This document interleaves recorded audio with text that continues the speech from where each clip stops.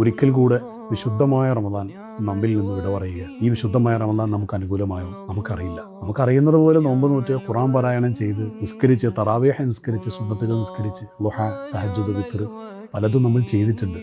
ഖാലിഖായ അള്ളാഹു നമ്മിൽ നിന്ന് സ്വീകരിക്കട്ടെ. നമ്മൾ ചെയ്യേണ്ട പ്രധാനപ്പെട്ട ഒരു കാര്യം, മഹാന്മാരെല്ലാവരും പറഞ്ഞു, റമദാൻ ഒരാൾക്ക് അനുകൂലമാണോ അല്ലേ എന്നതിൻ്റെ പ്രധാനപ്പെട്ട ഒരു മാനദണ്ഡം റമദാനിന് മുമ്പത്തെ ലൈഫും ശേഷമുള്ള ലൈഫും ഒരേപോലെയാണോ എന്ന് നോക്കുക എന്നതാണ്. പലരും വിചാരിച്ചത് റമദാനിൽ മാത്രം കുറെ ഇബാദത്ത് ചെയ്ത് തീർച്ചയായിട്ടും പ്രതിഫലം കിട്ടും, അള്ളാഹു പരിഗണിക്കും. പക്ഷെ റമദാനിൽ മാത്രം ഇബാദത്ത് ചെയ്ത് റമദാൻ കഴിഞ്ഞാൽ പിന്നെ എല്ലാ തെമ്മാടിത്തങ്ങളിലേക്കും എല്ലാ ഹറാമുകളിലേക്കും പോവുക എന്നതാണ് റമദാനിനെ ആദരിക്കുക. ഒരിക്കലും അങ്ങനെയല്ല. റമദാനിനെ യഥാർത്ഥത്തിൽ ആദരിച്ച വ്യക്തിക്ക് റമദാൻ കഴിഞ്ഞാലും റമദാനിൽ ഉള്ളതുപോലെയുള്ളൊരു ഫീലിംഗ്, നമ്മൾ നിസ്കരിച്ച നിസ്കാരങ്ങൾ സുന്നത്തുകൾ അതൊക്കെ മുറുകെ പിടിച്ചുകൊണ്ട് തിങ്കളാഴ്ചകളിലെങ്കിലും സുന്നത്ത് നോമ്പുകൾ പതിവാക്കിക്കൊണ്ട് ആ ഒരു രീതിയിൽ നമുക്ക് മുന്നോട്ട് പോകണം. അങ്ങനെയാണെങ്കിൽ വിത്തറും ളുഹായും തഹജ്ജുദും മുഅക്കദായ സുന്നത്തുകളും എല്ലാം നിറഞ്ഞു നിൽക്കുന്ന റമദാനിന് സമാനമായ ഖുർആൻ ഒരു ജുസെങ്കിലും പാരായണം ചെയ്യുന്ന ഒരു നല്ല ജീവിതമായിട്ട് നമ്മുടെ ജീവിതം മാറും. അള്ളാഹു തൗഫീഖ് നൽകട്ടെ. ആമീൻ.